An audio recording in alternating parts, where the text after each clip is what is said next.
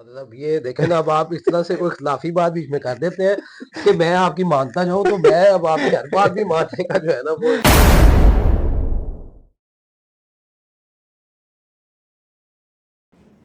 بسم اللہ الرحمن الرحیم. السلام علیکم ناظرین. میں ہوں سید ناظم زیدی اور آپ دیکھ رہے ہیں S N S podcast. ناظرین، اب جو مہینہ آگے سٹارٹ ہو رہا ہے اس میں اثار و قربانی کی بہت بڑی مثال قائم کی گئی. اللہ تعالیٰ نے اس میں جو مدد فرمائی اپنے نبی کی، اس کا بھی تذکرہ ہمیں پتہ ہے کرتے آ رہے ہیں. لیکن اس موضوع پر بات کرنے کے لیے مجھے کوئی مناسب شخصیت کا انتخاب کرنا تھا، اور بہت ساری شخصیات دینی اعتبار سے میرے ذہن میں موجود تھیں. لیکن پھر ایک اس میں ایک عنصر یہ آ جاتا تھا کہ کیا خاص طور پر دینی کسی شخصیت کا میں انتخاب کروں اس حوالے سے، یا پھر دنیاوی اعتبار سے بھی ہم بہت آگے جا چکے ہیں. سوشل میڈیا کے حوالے سے ہم دیکھیں تو بہت ساری اس میں چیزیں ایڈ ہوتی جا رہی ہیں وقت کے ساتھ ساتھ. تو جو صرف دینی علوم رکھنے والے لوگ ہیں شاید وہ اس چیز کو صحیح طریقے سے بیان نہ کر پائیں. ظاہر ہے وہ عالم دین ہوتے ہیں، لیکن جو دور جدید کے حوالے سے ہمیں کچھ چیزوں کا انتخاب کرنا پڑتا ہے، اس میں تھوڑا سا میں کنفیوز تھا. وہیں میرے ذہن میں ایک شخصیت کا نام آیا، اور میں نے سوچا کہ یہ شخصیت اس اعتبار سے موضوع ہے کہ جہاں پر لوگ صرف دینی تعلیم حاصل کر کے دین کے حوالے سے گفتگو کرتے دکھائی دیتے ہیں، تو جو شخصیت میرے ساتھ ہیں دنیاوی تعلیم MBA لیول تک حاصل کر کے یونیورسٹی سے گریجویٹ ہو کر وہ نکلے. اور میں اس میں آپ کو یہ بھی کہتا چلوں کہ کچھ مدارس کا جو دینی اعتبار سے عالم دین کا میں نے انتخاب اس لیے بھی نہیں کیا کہ کچھ جو علماء ہیں، میں نام تو نہیں کسی کا لینا چاہوں گا، لیکن وہ اپنے مدارس میں کسی بچے کو داخل کرتے وقت یہ حلف لیتے تھے کہ آپ نے کسی اسکول میں کسی یونیورسٹی میں داخلہ نہیں لینا ہے اور آپ ہمارے پاس ہی تعلیم حاصل کریں گے. تو اس لیے خاص طور پر کسی مدرسے کے پڑھے ہوئے عالم کا انتخاب میں شاید نہیں کر سکا. اس میں آپ شاید مجھے غلط سمجھیں یا صحیح، لیکن میرا اپنا ایک انتخاب کا طریقہ تھا جو میں نے اپنایا. اور اس کے لیے پھر میں نے ایک ایسی شخصیت کا انتخاب کیا جو کہ یونیورسٹی سے پڑھے لکھے ہیں، انہوں نے دنیاوی اعتبار سے بھی تعلیم حاصل کی، اس میں عبور حاصل کیا. MBA سے آگے اور کہاں جائے انسان. اور اس کے بعد پھر انہوں نے کوشش کی کہ میں اس طرف بھی جو ان کے آباء و اجداد سے جو ایک چلا آ رہا تھا سلسلہ، انہوں نے اس کے اندر پھر اپنے قدم رکھے اور اس میں بھی انہوں نے بڑا نام کمایا. اور آپ ان کو ایک بہت عرصے سے مین اسٹریم میڈیا پر مختلف چینلز پر کام کرتے دیکھ رہے ہیں. صاحبزادہ ذیشان احمد حسان صاحب میرے ساتھ موجود ہیں اس وقت، اور میں ان کا بڑا مشکور ہوں کہ انہوں نے اپنے مصروف ترین اوقات میں سے چند لمحات جو ہیں وہ مجھے بخشے، اور مجھے یہ شرف حاصل ہوا کہ ان سے بیٹھ کے اس خاص موضوع پر، قربانی اور اثار کے موضوع پر بات کی جائے. جی حضرت، میں بڑا مشکور ہوں آپ کا، اور آپ نے اپنے مصروف اوقات میں سے مجھے تھوڑا وقت دیا. تو مفتی صاحب یہ فرمائیں کہ جو حج کے مہینے کے یہ ابتدائی ایام ہیں، اس کے حوالے سے کچھ رہنمائی فرمائیں. بسم اللہ الرحمن الرحیم. شاہ صاحب، یہ ذی الحج کے پہلے 10 ایام جو ہیں، یہ اسلامی کلچر میں بڑا ایک خاص امپیکٹ رکھتے ہیں. بلکہ میں یہ کہوں کہ یہ اسلامی کلچر کا ایک بڑا اسپیشل حصہ ہے. جی یہ حج کی جو عبادت ہے نا سر، جی پوری دنیا سے لوگ اکٹھے ہوتے ہیں، حج کے لیے اکٹھے ہوتے ہیں.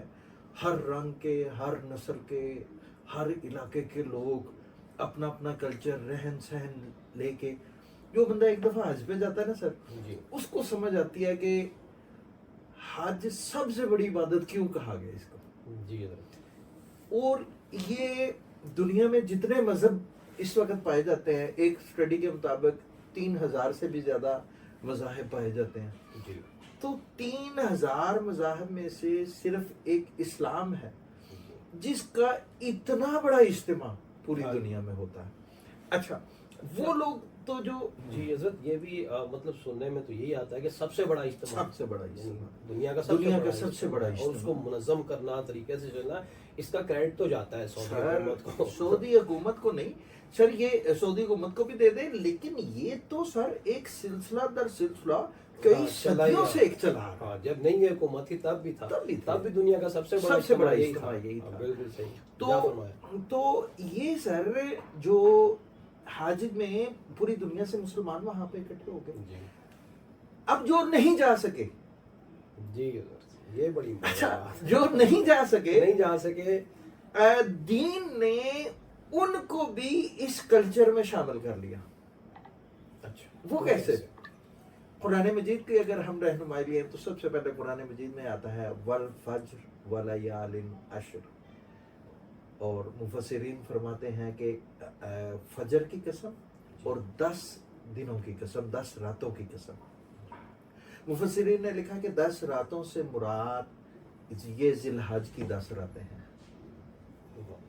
اور ایک حضور علیہ الصلوۃ والسلام کی حدیث مبارکہ مشہور ہے کہ جب ذو الحج کا چاند طلوع ہو جائے تو جس شخص کا قربانی کا ارادہ ہو، یہ حدیث مبارکہ میں یہ بھی فرمایا اور ہے کہ وہ اپنے ناخن، بال اور یہ چیزیں جو ہے وہ چھوڑ دے، اس کو ہاتھ نہ لگائے. اچھا حضرت اس میں کیا راز ہے یا کیا ایسی ہے؟ یہ سر حکم تو ٹھیک ہے حضور کا حکم ہے، مختلف اس کے ایسپیکٹس ہیں نا جواب دینے کے. اچھا حاجیوں میں حج کا جو ہے نا، یہ حاجی جو ہوتا ہے نا، یہ ایک ایسی فیلنگ ہوتی ہے حج کے دنوں میں نا، جی کوئی سلا ہوا کپڑا نہیں پہننا، جسٹ 2 کپڑے ہیں ان سلے ہوئے، جی ایک باندھ لیا، جی ایک لپیٹ لیا، جی اور یہ بالکل کفن سے ملتا جلتا لباس ہے. واہ یہ تو ہے.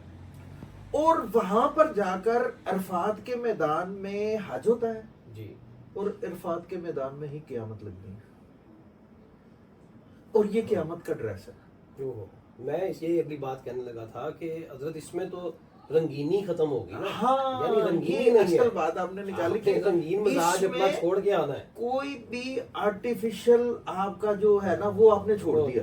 بالکل سفید لباس ہے، سفید لباس، سادہ لباس، اور جیسے ناخن ہے، جیسے بال ہیں، بڑے ہوئے ہیں، جس طرح جو بھی آپ کی حالت ہے، نیچرل پوزیشن میں آپ ہیں اور اللہ ہے، آپ نے اللہ تعالیٰ کے حضور پیش ہو جانا. ٹھیک ہے. جی اور اگر اس کو دوسرے انداز سے دیکھیں نا، ہمارے کلچر میں شادیاں ہوتی ہیں جی تو شادیوں سے کچھ دن پہلے بچے کو مائیوں بٹھا دیا جاتا ہے. جی جی جی بالکل. اس کو کہتے ہیں کٹنگ نہیں کروا دی تم نے، ٹھیک ہے، کچھ اس بھی کرتا تو وہ اس کا حضرت پھر آخری دن حسن نکلتا ہے نا حسن پھر، نکلتا ہے. کہ وہ اگر اس طرح سے رہے گا، سب نے اس کی وہ شکل دیکھی ہے، لیکن جس وقت وہ محبوب کے پاس اس نے جانا ہے اپنے، تو اس کی جو حسن ہے وہ دیکھنا ہے کہ محبوب کی ملاقات کے بعد جو حسن آنا ہے وہ پھر اس نے سامنے دیکھنا ہے. یہ آپ نے مجھے کسی اور طرح ہی لگا دیا. تو یہی آپ نے سمجھ گئے ہیں کہ اصل میں یہ ان 10 دنوں کا مطلب ہی یہ ہے کہ کسی محبوب سے ملنے کی تیاری کر لیں. سبحان اللہ. ٹھیک ہے. اور یہ ایک کلچر ہے، یہ ایک پوری اچھا اب پوری دنیا میں مختلف میلے ہوتے ہیں، مختلف ہر علاقے کے مختلف قسم کے جو ہے نا وہ ان کے ٹریڈیشنز ہیں، جی ان کے دن آتے ہیں، مختلف طریقوں کی رسمیں ہوتی ہیں. جی لیکن یہ حج اور ذی الحج کے پہلے دن یہ ایک ایسا پوری دنیا میں مسلمان جس خطے میں ہوں، امریکہ میں ہوں، آسٹریلیا میں ہوں، افریقہ میں ہوں، ایشیا میں ہوں، یورپ میں ہوں، سارے ایک ہی طرح کا وہ بناتے ہیں. اور ایک حدیث مبارکہ میں تو ان 10 دنوں کی اتنی فضیلت ارشاد فرمائی گئی کہ فرمایا کہ جو ان 10 دنوں میں سے روزہ رکھے، دن کا روزہ رکھے، اس کو ایک دن کے بدلے میں 1 سال کے روزے کا ثواب، اور اسی طرح ایک رات کے قیام کا ثواب بھی اسی طرح بڑھا دیا گیا. اور فرمایا ایسے جیسے لیلۃ القدر کا قیام کیا. واہ واہ واہ واہ. ایک رات وہ تو 1000 مہینوں سے بہتر ہے. تو یہاں فرمایا ہر رات ایسی ہے، یہ حدیث 10 راتیں، یہ حدیث مبارکہ. سبحان اللہ. یہ دیکھیں نا، اب یہ ناظرین کے لیے ایک نئی آپ نے حضور، یہ دیکھیں نا، اب یہ فائدہ ہوتا ہے کسی عالم دین کے ساتھ بیٹھنے کا اور سیر حاصل گفتگو کا، کہ ایک نئی بات یہ پتہ چلی کہ ہم پورے سال میں شب قدر کی رات کے پیچھے ہی بھاگتے ہیں، بھاگنا بھی چاہیے، اس کا حوالہ ہے بڑے بڑے مستند طریقے سے ہے. لیکن اس کے پیرالل اگر آپ کو کوئی اور چیز بھی مل جاتی ہے یا اس کے آس پاس کی کوئی اور رات بھی مل جاتی ہے تو اس کو بھی ضائع نہیں کرنا چاہیے، رائے گاہ نہیں جانی چاہیے. تو یہ بڑی امپورٹنٹ بات ہے کہ جو 10 دن ہے، 10 راتیں ہیں، یہ بہت امپورٹنٹ ہے. یہ ان کی میں سے کسی ایک رات کا قیام شب قدر کے قیام کی طرح ہے. واہ سبحان اللہ. یہ اب ناظرین کو چاہیے کہ یہ جو راتیں ہیں آپ کی 10 ذی الحج تک کی، اس کو رائے گاہ نہ جانے کی چاہیے. حضرت بڑی مفصل آپ نے گفتگو فرمائی اس حوالے سے. لیکن میرا ایک سوال یہاں پہ ایک اور میرے ذہن میں آیا، وہ یہ کہ حضرت ایک تو قربانی کے واجبات کیا ہیں، یعنی ہر شخص اس میں پریشان رہتا ہے کہ یار میں نے اس دفعہ قربانی نہیں کی، یا میں نہیں کر سکا تو کیا اللہ ناراض ہوگا، یا میرے پاس اتنے ریسورسز نہیں تھے تو نہیں کر سکا، یا کوئی پیسے پڑے ہیں کسی کے پاس تو اس کی امپورٹنس پیسوں کی پہلے کہاں پہ اہمیت ہے کہ کیا کام آپ پہلے کریں گے اور پھر اگر بچ جائیں تو پھر آپ نے قربانی کرنی ہے، یہ تھوڑا سا فرما دیں. اور دوسرا یہ ہے کہ کیا گھر کے ہر فرد پہ قربانی واجب ہے، فرض ہے، اس کا فرض اور واجب میں تھوڑا سا فرق بتائیے گا، ناظرین کے لیے بھی میری بھی تصحیح ہو جائے گی.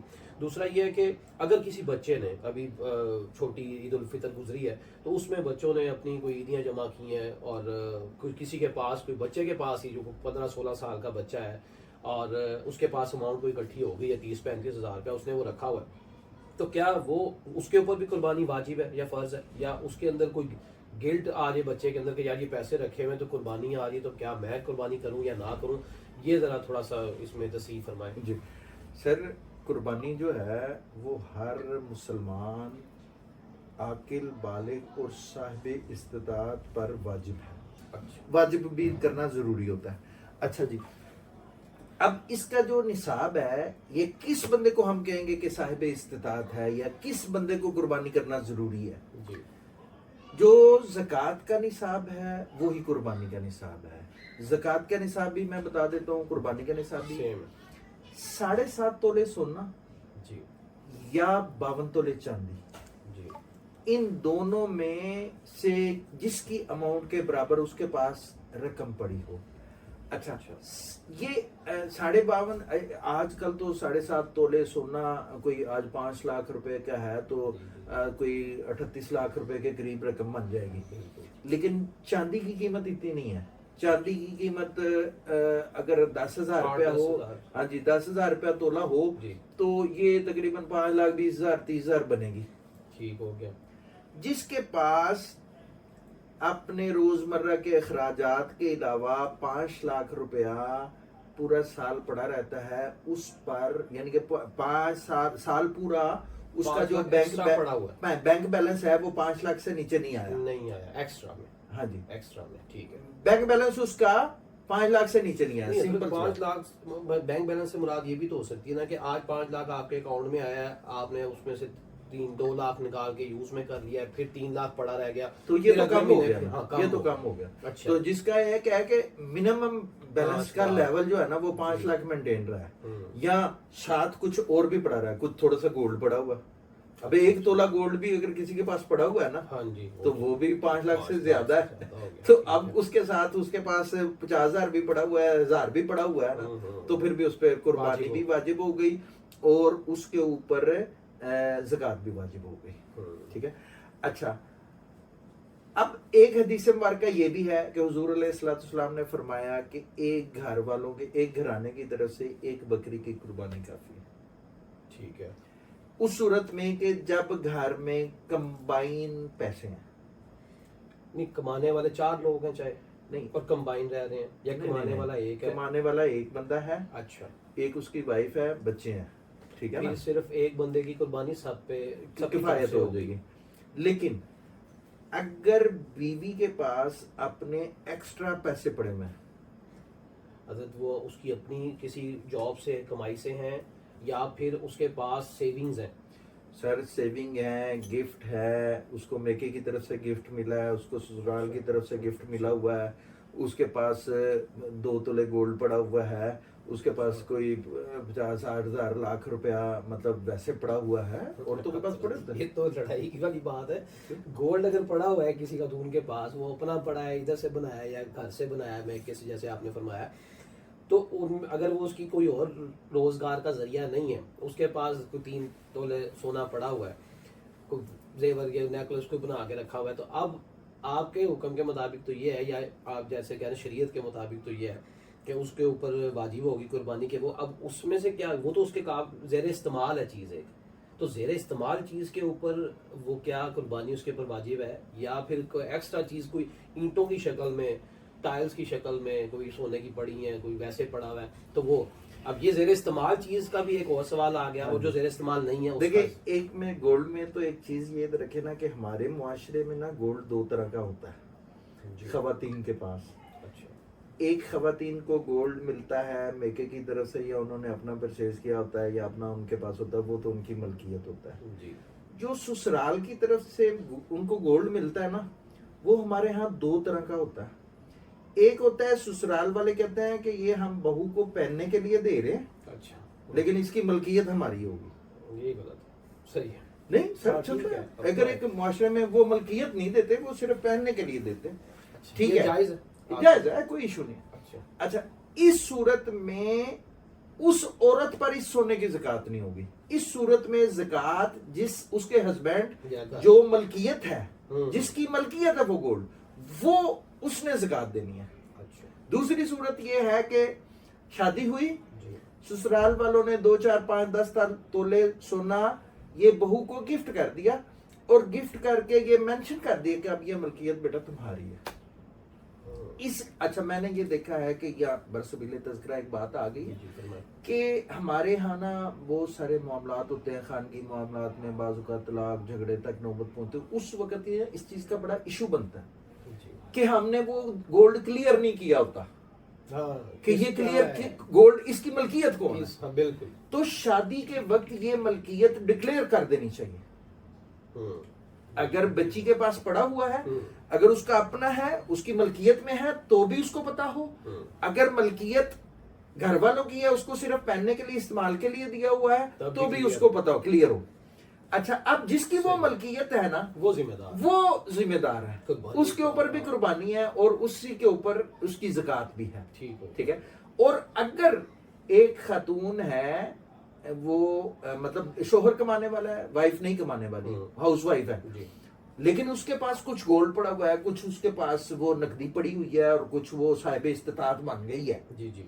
اب اس کے اوپر بھی قربانی واجب ہے. اچھا اب شوہر کی قربانی اس کے لیے کفایت نہیں کرے. اچھا یعنی اب وہ گولڈ پھر بیچ کے یعنی اگر وہ پڑا ہوا ہے گولڈ ہم نے یہی سر گولڈ اگر صرف گولڈ ہے تو پھر 7.5 تولے گولڈ ہوگا تو پھر اس پر قربانی ہے. تو حضرت وہ تو پھر 7 تولے رہ جائے گا نا آدھا تولہ بیچ کے قربانی کرے. یہ اگر صرف گولڈ ہو تو اچھا ٹھیک ہے نا. ٹھیک ہے. اور پھر اس میں زکوٰۃ بھی ہوگی اور اس کا مطلب ہے کہ اگر 7 تولے رہ گیا نا پھر آئندہ کے بعد نہیں ہوگی. یہ سال نہیں ہوگی. لیکن اگر اس کے بعد 2-3 تولے ہے اور 2-3 تولے کے ساتھ کچھ کیش بھی پڑا ہوا ہے کچھ سلور بھی پڑا ہوا ہے چاندی بھی پڑی ہوئی ہے بالکل پھر اس کے اوپر ٹھیک ہے. ٹھیک ہے. تو پھر اس کا ایک طریقہ یہ ہے کہ پھر اس کا ہسبینڈ مطلب وہ اس کی طرف سے قربانی کر سکتا ہے. اب ادھر سے ایک اور ذرا شرارتی سے سوال ذہن میں آیا وہ یہ آیا کہ اب دیکھیں نا 52 تولے چاندی جو ہے یا 52.5 تولے چاندی اس کی مالیت بن رہی ہے 5 لاکھ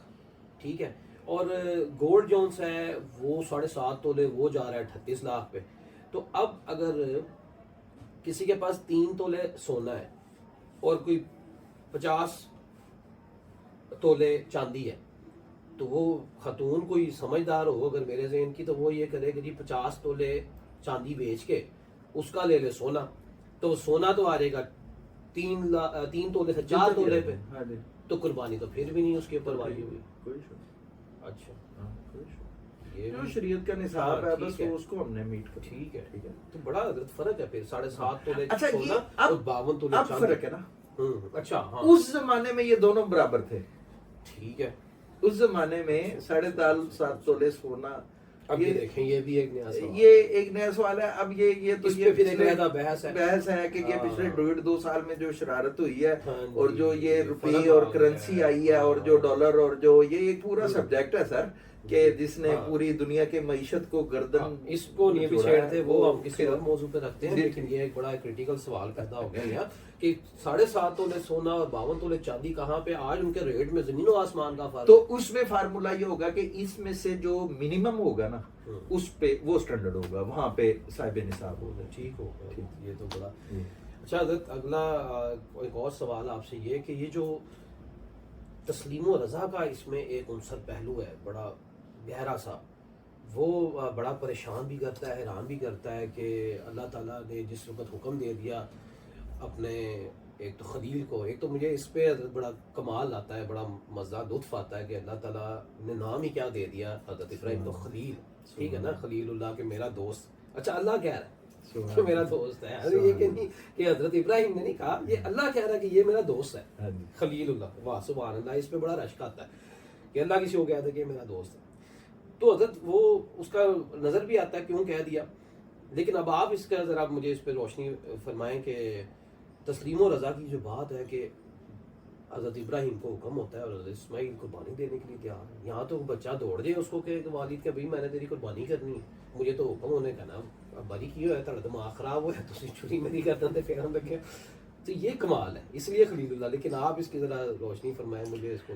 سر جو خلیل اللہ کی آپ نے بات کی ہے جی دیکھیں, اس وقت دنیا کے جو 3 بڑے مذہب ہیں, اسلام, کرسچینٹی اور جیوزم, جی یہودی, یہ حضرت ابراہیم خلیل اللہ پر سارے متفق ہیں. ہاں بالکل.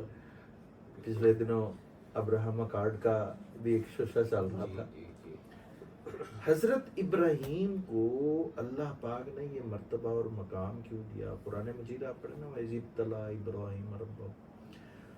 حضرت ابراہیم کی زندگی میں سر اتنی کو آزمائشیں آئی ہیں نا, اور اتنی کو دفعہ انہوں نے ثابت کیا نا, آپ دیکھیں کہ آگ میں ڈال دیا, اوہا سبحان آگ میں ڈال دیا, نکالنے والا بھی اللہ. لیکن وہ ایمان کی ایک کیفیت ہے نا, فرشتہ آتا ہے. حضرت وہ ایک منٹ مجھے وہ شعر یاد آ گیا کہ بے خطر کود پڑا آتش نمرود میں عشق, عقل ہے محو تماشا لب بام ابھی. او ہو یہاں تو سر, اور اس وقت فرشتہ آتا ہے, کہتے ہیں بچا لو.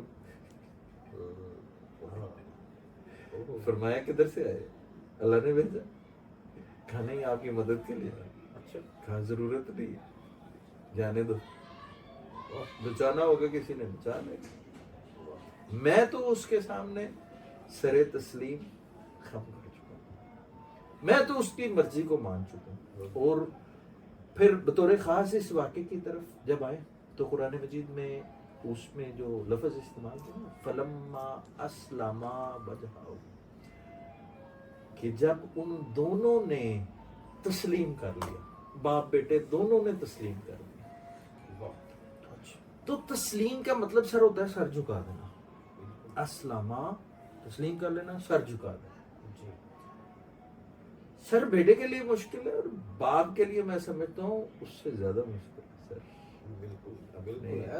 باپ کی حیثیت سے سوچیں تو میں بڑا مشکل ہے یہ کیسے. سر ہمارے ایک وہ دوست ہے, ان کے بیٹے کو ایکسیڈنٹ ہو گیا, تو فون آیا ایکسیڈنٹ ہو گیا. تو میں پاس تھا, مجھے کہنے یار تم جاؤ, مجھے ہاسپٹل نہیں جایا جائے گا مجھ سے, یار بیٹے کا ایکسیڈنٹ ہوا ہے, مجھ سے موٹر سائیکل نہیں چلنی. جی میرے ساتھ بھی ایسا ایک واقعہ ہو چکا ہے. بیٹے کا تھوڑا چھوٹا ایکسیڈنٹ ہو گیا تھا, اس کے اسٹیچز لگنے تھے, میرے سے کھڑا نہیں ہوا جا رہا تھا. وہ میرے ہیں بھائی کزن ریحان صاحب, وہ ان کو میں نے گزارش کی کہ یار میرے سے تو وہاں کھڑا نہیں ہوا جانا, تو وہ اس نے کھڑے ہو کے اسٹیچز لگوائے. یہ دیکھے اب حالانکہ اپنے ہاتھ سے کچھ نہیں ہو رہا, تو ایک چھوٹا سا کٹ لگ جائے نا فنگر پہ, جی جی جی جی بالکل, تو ماں یا باپ جو ہے نا کہتے یار ہاں آنسو نکلا. اور وہ دیکھیں کیسے یہ سر تسلیم و رضا کا ایسا ڈنکا ہے کہ اب دیکھیں کہ بطور خاص حج کے مہینے میں, یہ ذوالحج کے مہینے میں حضرت ابراہیم علیہ السلام کی ادائیں حج میں آپ کو جگہ جگہ پر نظر آئیں گی.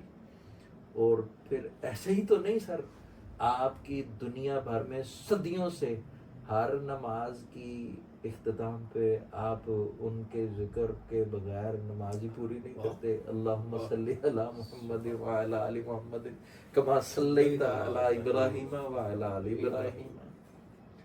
تو سر یہ سکھایا جا, اصل میں انسان کو, مسلمان کو یہ سکھایا جا رہا ہے کہ ان کی قربانیوں کو یاد کرو اور اپنے اندر اس تسلیم و رضا کو پیدا کرو, ڈیولپ کرو.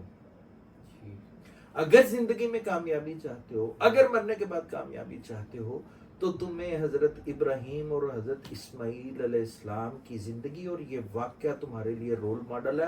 ہر سال اس کو ریپیٹ کروایا جاتا ہے. واہ اللہ تعالیٰ نے یاد ہی بنا دی نا. دیکھیں رہتی دنیا تک اب یہ جو ایونٹ ہے یہ وہ یاد ہی منا رہے ہیں. بنا دیا. اور موسٹلی جو واقعات ہیں یا اسلام کے جو تہوار ہیں وہ یاد ہی ہے کوئی نہ کوئی, کسی نہ کسی موقع پہ. سر وہ कैरेक्टर बिल्डिंग की एक प्रोसेस है, बिल्कुल है, बिल्कुल है।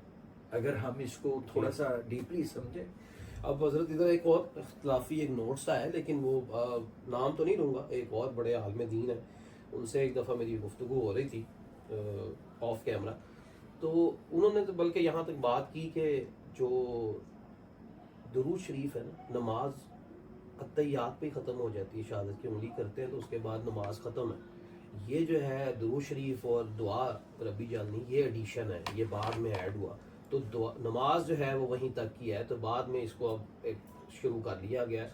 तो मुझे तो ज़ाहिर है इत्तेफाक उस वक्त भी नहीं किया, आज भी शायद नहीं इस चीज़ पे दिल मानता, लेकिन मैं नाम नहीं लेना चाहता, बस ऐसी जहन में आया ये, फिर किसी वक्त या तो अगर आप इसमें रहनुमाई फरमाना चाहें ठीक है, लेकिन ये फिर कभी कोई बात दोबारा किसी मौजूद पे। सर सिंपल सी बात है, इसलिए मैंने इंतखाब नहीं किया ना किसी का, मैं इंतखाब ही आपका, ये अल्लाह ने ज़हन में डाला कि इंतखाब आपका हुआ। मैं एक फ़िलासफ़र भी, MBA ग्रेजुएट भी, और मदारिस में बाकायदा तालीम हासिल करके मुफ्ती के लेवल तक पहुंचने वाली शख्सियत जो है मेरे साथ बैठी है, मैं बड़ा मशहूर हूँ आपका। थैंक यू, अल्लाह ताला का ये एहसान है। अल्लाह ताला जिसको चाहता है, जिसको अल्लाह ताला ने फरमाया कि मैं युरिदिल्लाहु खैरन, जिसके साथ अल्लाह ताला भलाई का इरादा फरमाता है उसको दीन की समझ अता फरमा देता है। ये अल्लाह की तरफ से ही मेहरबानी होती है। अच्छा सर, वो बस मैं एक इशारा दूंगा। जी फरमाइए। मैं पिछले दिनों ये रमज़ान ट्रांसमिशन पे ना एक मीडिया पे किसी ने मुझसे सवाल किया कि जी वो लोग कहते हैं कि जी ये तरावी जो है ये तो हज़रत उमर ने शुरू करवाई थी या उनके दौर में ऐसे शुरू हुआ, तो ये है वो है। मैंने कहा तो फिर क्या मसला है आपको? कहते हैं कि ये तो नहीं होनी चाहिए। मैंने कहा जी अब इतराज़ अगर आप खुद कह रहे हैं ना कि ये हज़रत उमर के दौर में शुरू हुई थी, क्या आपने हज़रत उमर से ज़्यादा कुरान को जानते हैं, या आपने हज़रत उमर से ज़्यादा हुजूर पाक के साथ वक्त गुजारा, या आपने हज़रत उमर से ज़्यादा हुजूर अलैहिस्सलाम से दीन सीख लिया? बिल्कुल ठीक है, बिल्कुल ठीक। ठीक है, तो क्या आप उनसे ज्यादा दीन को जानते हैं? अच्छा हज़रत, मैं ये अब फिर एक बहुत बड़ी आपने मेरे इन पे अभी आ रहा है, अगला महीना मुहर्रम का जो स्टार्ट है वो है ही हज़रत उमर की शहादत से है, तो उस पर भी इंशाल्लाह प्रोग्राम रखते हैं। मैं ये सोचता हूँ कि हज़रत देखें कि उमर के ऊपर सवाल उठाने से पहले ये नहीं सोचते कि यार वो क्या शख्सियत थे जिनके लिए हाथ उठाए थे हुजूर ने। हाँ जी सर। एक हुजूर ने हाथ उठाए, यानी दुनिया की अगर कोई सबसे बड़ी हस्ती है रूए ज़मीन पर जो थी, कायनात की माल के दो जहां उन्हें कहा, रहमतुल लिल आलमीन कहा जाता है, तो वो दुआ कर रहे हैं एक शख्सियत के लिए, उसको ज़हन में रखते हुए, और जाहिर है दो उम्र में से एक की तरफ जहां इंक्लिनेशन उनकी ज्यादा होगी तो कबूल करने वाला मालिक भी उसी तरफ जाएगा ना। ऐसे ही। तो मैं ही कहता हूँ कि उस शख्सियत पे सवाल उठाने से पहले ये सोच लेना चाहिए कि हाथ उठाने वाली ज़ात सबसे बड़ी है इस वक्त कायनात की, और उससे ऊपर जो ज़ात है, आखिरी ज़ात अल्लाह ताला, उस वो कबूल करने वाला है। तो जब ये दो शख्सियात, दो हस्तियों ने, सबसे बड़ी हस्तियों ने, इनसे बड़ी हस्ती कोई नहीं, इन्होंने मिल के फैसला किया कि हजरत उमर को जो है ना वो इस्लाम का सतून बना दिया जाए, पिलर बना दिया जाए, तो आज हम सवाल उनके हवाले से उठाते हुए जरा ये नहीं सोचते कि यार बस ये एक, बस सर ये इसको फिर इंशाल्लाह किसी हाँ, टाइम बिल्कुल, करेंगे। बिल्कुल, ये करेंगे। एक मैं सिंपल इसको इतना कहूँगा जी जी कि ये मुसलमानों में ये जो सोच पैदा की गई है जी ये मुसलमानों की नहीं है, जी, इसके रूट्स कहीं और है। बस मैं अभी फिर सवाल फिरका वारियत की तरफ नहीं मैं लाना चाह रहा, लेकिन जी। ये मेरा है कि इस पे भी हमें हाँ, एक करना ना, डेफिनेटली। मुसलमान तो मुसलमान है, इन सबको एक करना है, तो इसके ऊपर कोई एक मुफस्सिल जी। गुफ्तगू फिर चाहिए होगी जी। इंशाल्लाह किसी और जी। प्रोग्राम में। अच्छा, दूसरा ये है कि एक उभरता हुआ सवाल ये भी है कि जैसे दुनिया तरक्की करती जा रही है, जदीद दौर में सोशल मीडिया बहुत इन हो गया, और लोग आजकल जो है जानवर लेकर आते हैं, उसको सबसे पहले उसका वीडियो बनाते हैं कैमरे पे, ठीक है जी, और अच्छी मतलब 10x के ऊपर उसकी वीडियो बनाएंगे, अच्छी आएगी 4K और क्या पता नहीं HD, वो इस वजह से कि सोशल मीडिया पे चढ़ाना है, और फिर ये बताना है कि जी ये हमारा जो जानवर है ये है जी 1 करोड़ रुपए का, ये 50 लाख का, ये 10 लाख का बकरा ले, 5 लाख का, मतलब जो रेट, और तोबा कानों को हाथ लगते हैं कि यार ये क्या काम है। अब मुझे नहीं पता, लगता तो मायूब ही है कि आप जानवरों की जब इस तरह तशहीर करेंगे तो जो शख्स नहीं ले पाएगा उसका दिल तो दुखेगा। अब इसमें आप रहनुमाई फरमाएं, क्या ये जायज़ है कि नहीं जायज़ है? नाज़िम साहब, हर चीज़ को देखने के दो पहलू होते हैं। अच्छा जी। मैं थोड़ा सा जमालियाती बंदा हूँ। अच्छा। मुझे सारे ही रंग अच्छे लगते हैं। मुझे रेड कलर में भी ब्यूटी नज़र आती है, मुझे ग्रीन भी अच्छा लगता है, मुझे येलो की भी अपनी इंपॉर्टेंस लगती है, ब्लैक तो फिर ब्लैक है और वाइट का क्या जोड़ है सर। तो सर, इस सवाल को एड्रेस करने के दो तरीके हैं। अगर तो सर ये दिखावा और रियाकारी हो रही है ना जी, शोबाजी हो रही है, फिर तो जाहिर सी बात है ये मजमूम है और फिर तो इसकी किसी तरह भी तईद नहीं की जा सकती। लेकिन एक और सोच का पहलू भी है, वो ये है कि सर कुर्बानी, इसमें कोई शक नहीं कि कुर्बानी शाइरुल्लाह है। अल्लाह ताला के दीन की निशानियों में से एक निशानी कुर्बानी है, और शाइरुल्लाह की प्रमोट करना दरअसल दीनी कदरों की प्रमोट करना है। हजरत ये सर, अब आप देखें ना, अब आप जो बात फरमाते रहेंगे, मैं अब जरूरी नहीं है कि आपकी हर बात मान लें। जी। मुझे इसका कोई या तो हवाला दें या बताएं या मुझे मुतमईन करें इस हवाले से, वरना मैं